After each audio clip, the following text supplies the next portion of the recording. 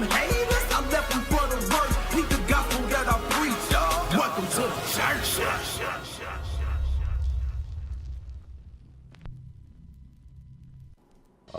Let's see. All right, here we go. It's too big. All right. So we got your operators right there, and this is the referred list. Hold on. All right. All right. Okay. So back in the day, you used to have one hard breacher. Hard breacher would be like Thermite and stuff like that.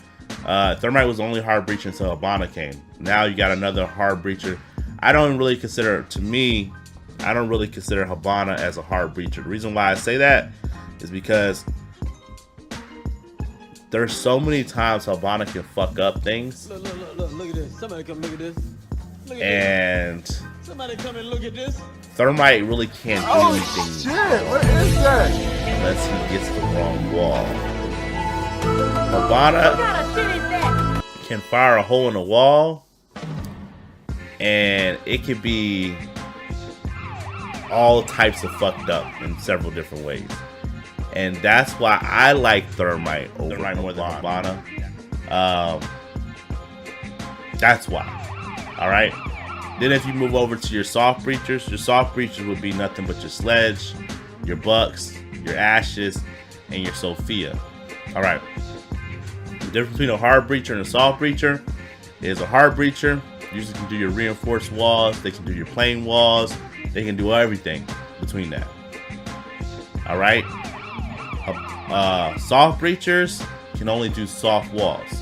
Alright, there's hard walls. Hard walls stands for reinforced walls. Soft walls stands for soft walls. These are, I like to call the walls naked walls. They're not reinforced, they're naked. Basically just plain walls. Alright.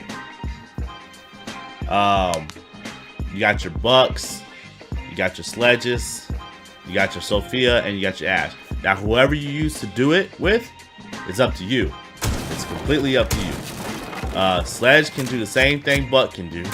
Sophia can do the same thing Sledge can do. The only difference is, like, so as the season progressed on throughout the season, you would see Sledge kind of move down a little bit, because when you talk about soft breaching, they don't have to touch the wall. Sophia doesn't have to touch the wall. Buck doesn't have to touch the wall. Ash doesn't have to touch the wall, and neither does Buck. With Sledge still has to get close and personal with the wall. You know what I'm saying? He has to go to the wall and actually hit the wall. A lot of people don't feel comfortable doing that. A lot of people, even when they play Sledge, they don't even touch walls. So that's why when I see Sledge pick, I kind of get mad, because the Sledge players don't really play them to as beneficial what he can possibly do. So it's kind of best in their terms to bring a Buck, bring an Ash, or bring a Sophia, because then they will actually use their abilities to get those walls. Buck's really good, but Buck's really good on players that really know exactly how to make holes in the wall and what holes to make in the wall. A breacher's best friend, obviously, you know, you got your Thatcher, your Twitch, and your IQ. IQ,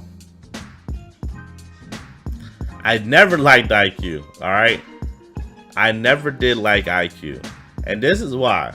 All right. Because when you have the choice, you can bring in anything in a squad. If we put a five-person squad together, IQ's probably the weakest thing you can have in the squad. Yeah, her guns. Everyone talks about her guns and stuff like that. But if something goes wrong and you need something done, you can't really depend on IQ to do it. And that's the only thing that I don't really like about IQ. All right. If you lose Thatcher, if you lose Twitch, Officer, I got one question for you. What are those? What are the? Then, and you need electronics sticking out, well, IQ, she can see where electronics is at, right? But sometimes electronics are placed in angles where she can't shoot them, she can't grenade them, so it makes it hard for her. So it takes a certain type of skilled player to be able to use IQ. Now, that's not saying she's terrible. It's just, and if I have to go to a situation last thing I want someone to do is have to struggle more than they really have to do. So that's why I just bring in Thatcher and just get the shit done. Who the fuck is that guy? Who the fuck is that? All right, that's why Thatcher's brought in. And a lot of people don't understand that, and they'll bring in Twitch, and I'm like, well, now we're struggling with the wall. The wall would have been done if we just had Thatcher. So it's all personal preference. You can bring in whatever you want, understanding what you're sacrificing, what you're doing when you switch up operators and bring certain operators in on the team. All right, because Twitch can do the same thing. We can have a good Twitch. 9 times out of 10, the only bad problem with Twitch nowadays, Twitch is one-sided. A lot of Twitches, they only think one-sided. Their own mind only thinks one way. The first thing they'll go and do is think their job is to shoot out cameras. When you incorporate operators like Dokkaebi and things like that, then you got to really think about Twitch. So Twitch basically now she only has 5. She only has 5 little zaps, right? So you're looking at she has a choice between is she going to get the cameras or she's going to get the electronics. You have to make a choice now. So I think personally, rather than having to make that choice, just bring Thatcher in. That's my opinion. All right.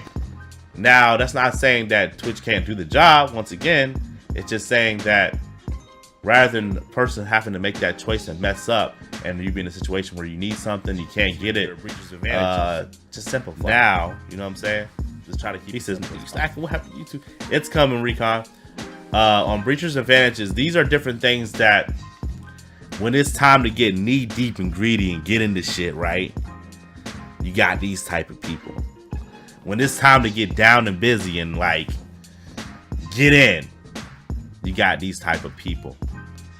And let me show you something.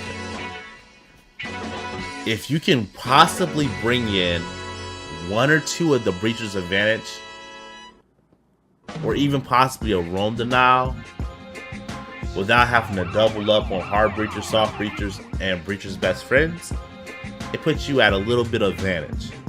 I'm gonna explain why.